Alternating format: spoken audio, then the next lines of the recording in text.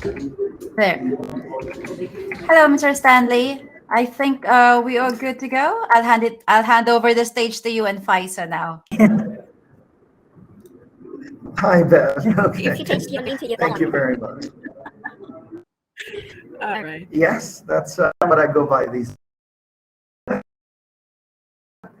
All right. Hi to everyone who is in the room. Also, hi to in a moment. Just to give a background about what we're here to talk about. We're here to talk about countering hateful and harmful narratives on social media. But it's very important to understand that these hateful narratives are nothing new. They've always been with us, probably since the dawn of time. They now have somewhere where, because of connectivity, you can begin to establish a narrative. It can go viral. It can go as far as anywhere across the world.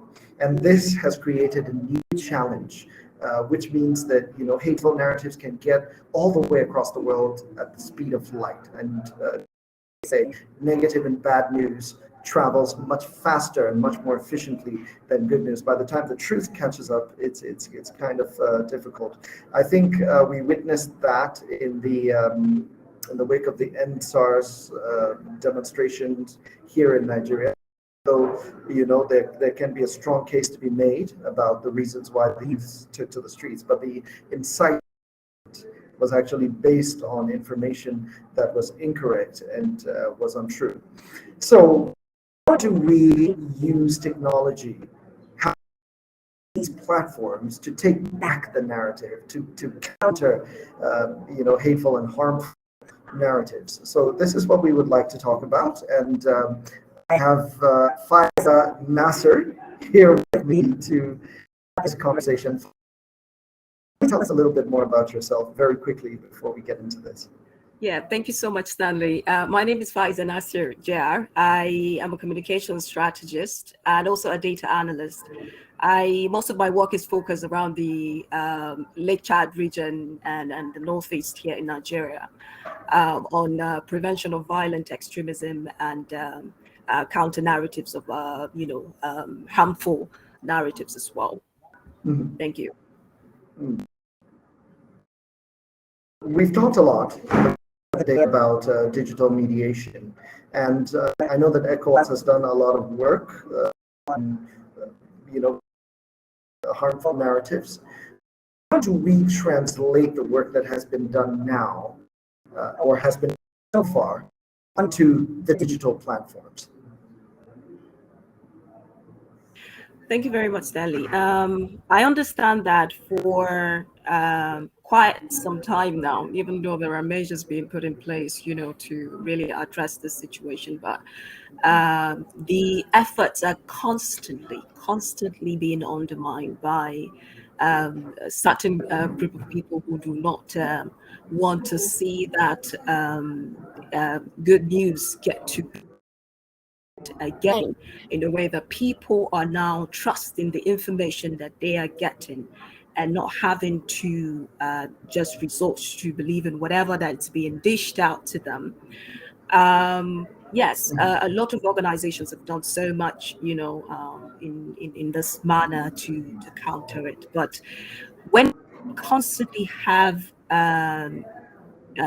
people undermining the effort. Now it becomes difficult to really continue with the campaign and advocacy and counter narratives of this hateful speeches or comments or posts that we get to see on social media. Like you mentioned, the social media, the harmful narratives and fake news, the spread of hate speech has been existing for a quiet, since the beginning of time. And in an environment like Nigeria, you found that it is actually impossible to not find,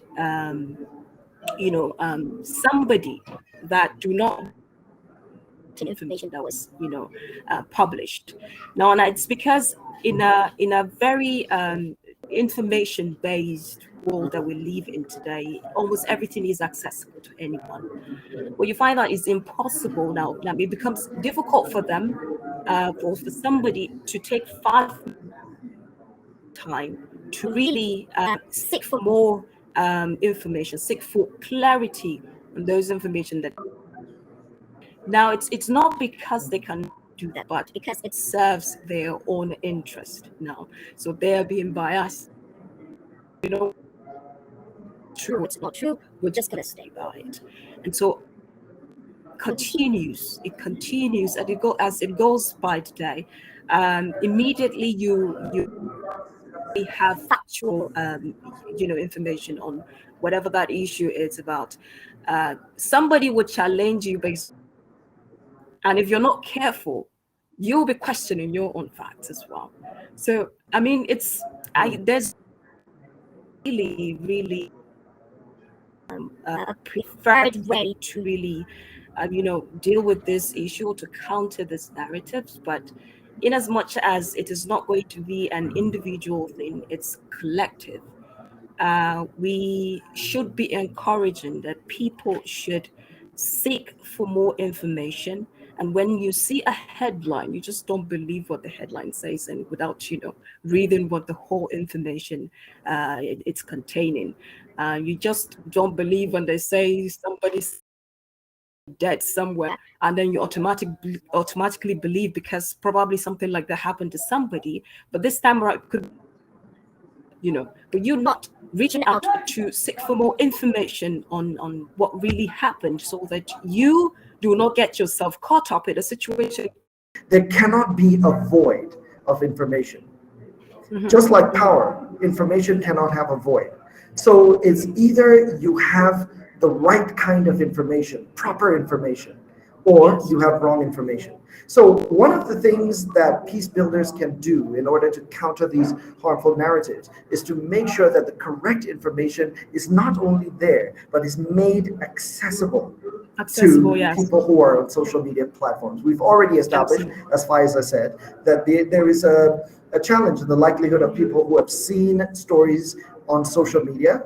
Right now, they say a lot of youngsters, particularly those under the age of 30, their biggest source of news and information is social media. So we have to make sure that if they see a piece of information that is hateful speech, that there is sufficient information that counters that side by side, so they're able to access the positive information just as easily able to access the negative information. And this raises of exactly how much ability the big tech should take as far as harmful and hateful narratives are concerned. We've seen what has happened with Twitter and Facebook on many occasions, that now it is big tech that is deciding what young people consume. So the question is, should big tech be engaged more? Should they be held more accountable for the information that flows on social media? And very often big tech will tell you, okay, no, this is a platform, and so people can say what they want and express themselves. But we have seen in Western countries how narratives have been checked, and we have seen how governments have interacted and interfaced with big tech to get them either to remove harmful, identify, and beginning to limit the access of some of these hate groups. And limiting access is even one of those things, or identify. One of the positive ways that we can counter this is using it also. We have heard a lot of people talk about how Facebook is used as an information database to store information and to profile people. Yeah. And that is one of the biggest challenges and one of the biggest problems. But there's a positive spin to this.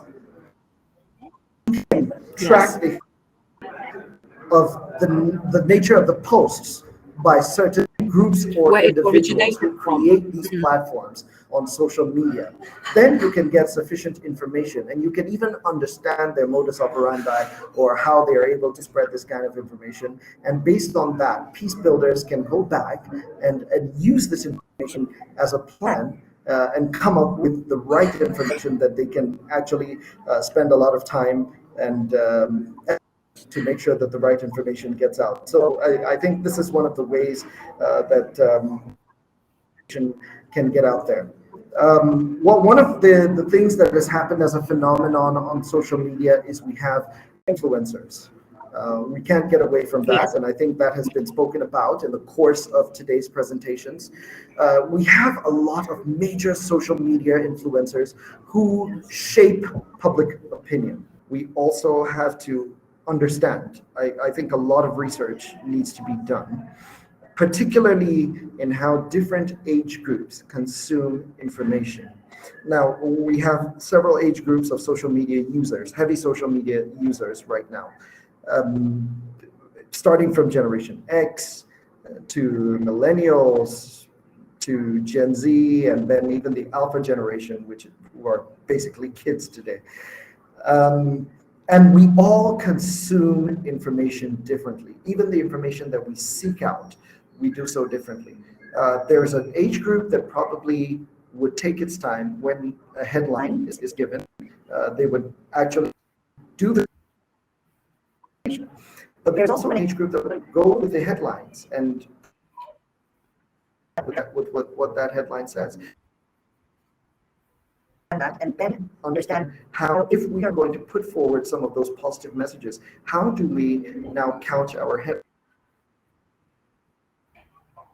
so that they can be of interest to across board in different age groups, particularly those age groups are most likely to be used in violent situations. So we're probably talking about people between 15 to 35. Back, Faiza, let me just get a final thought. Maybe if you could just everything, then we can. Thank you. I didn't know I was talking to myself alone. I've been talking a while ago before coming back. Yes. So I think we have very little time. So you made mention of just a sum of what you said lastly. I think that we need to read beyond what the headline says. It doesn't matter what age you are. You have to be able to educate yourself first before going ahead to disgrace yourself in a way that you go to bed feeling very disappointed. And it's important for institutions to also invest in those areas where we get to create tools that would, help us mitigate these issues. Thank you very much. Thanks, Stanley. Thanks, Faisa. It's been a really interesting conversation.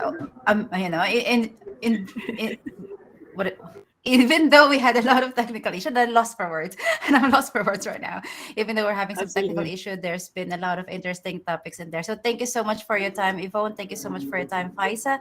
So everyone, it's time for us to go back. It's time for us to go Hmm. back on the main room now. Okay. So we'll just go back to the main room. If you can click on the events on top of the screen All and right then. choose the main room so that we can proceed to the feedback now. So I think we'll have you in the stage there, Stanley. So we'll see you in a bit there.